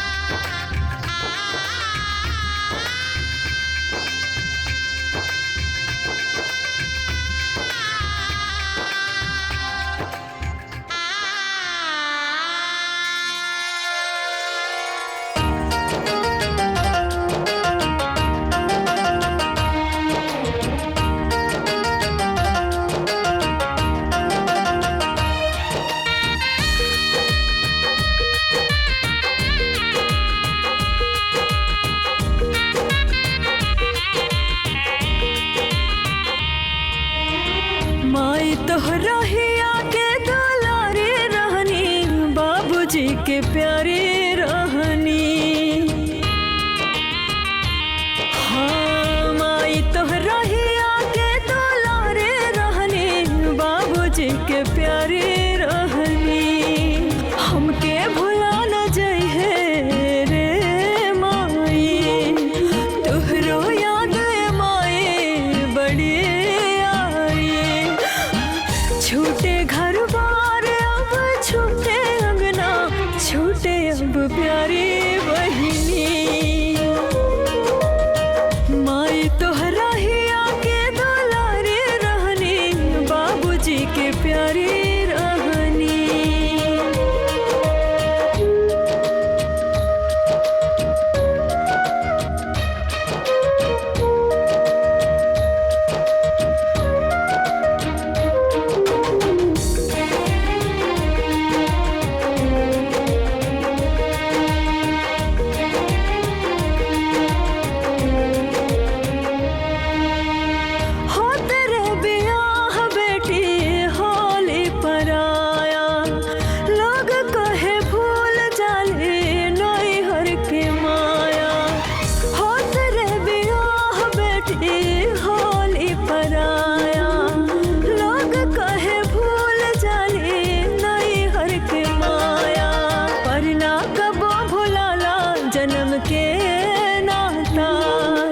रचले बड़े ऐसन रचना विधाता, माई तोहरा ही आके दुलारे रहनी, बाबूजी के प्यारी रहनी।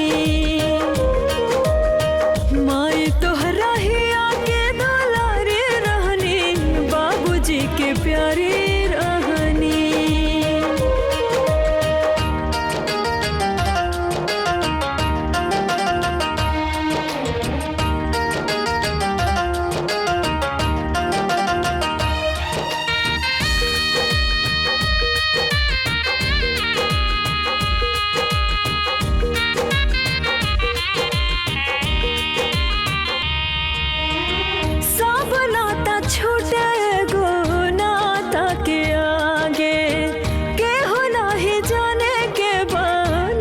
केकरा भागे सब नाता छूटे गो नाता के आगे, केहू नाही जाने के बनल केकरा भागे।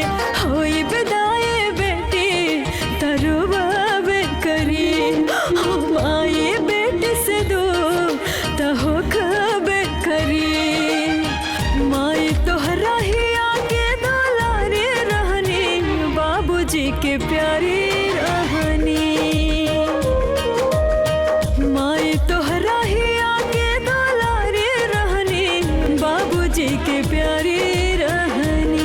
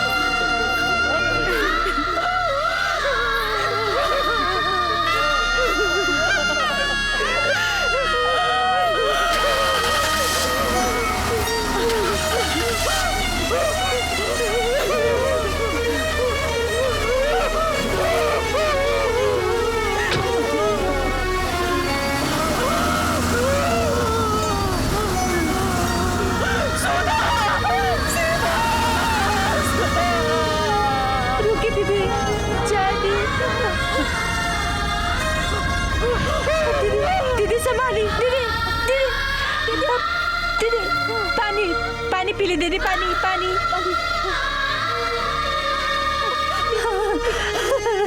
पानी। हाँ हाँ हाँ उठी दीदी उठी। हाँ दीदी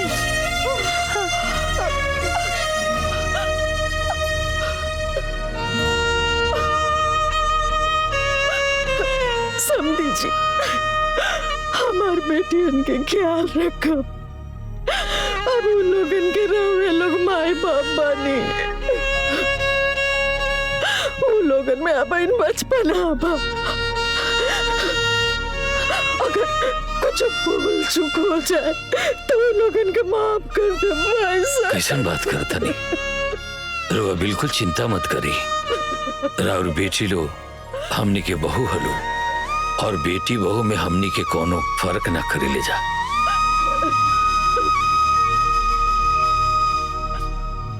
हाँ समझी जी, हमनी के बहू के विदाई करके ले जाते बाटी, और बहू घर के लक्ष्मी होली। लक्ष्मी लक्ष्मी जैसे उनकरा के राखब भी। अब हमनी के संबंधी हो गए बनी जा, ऐसे हमनी के सुख दुख भी राउर सुख दुख हमार सुख दुख एक ही हो गए बा।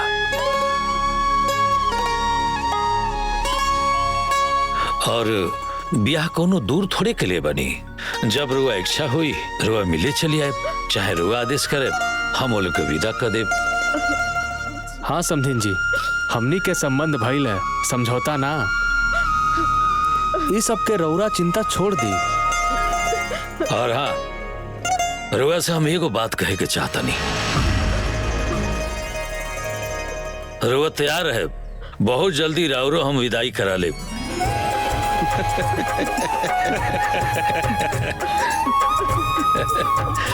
अरे तैयार बानी ना? अच्छा प्रणाम।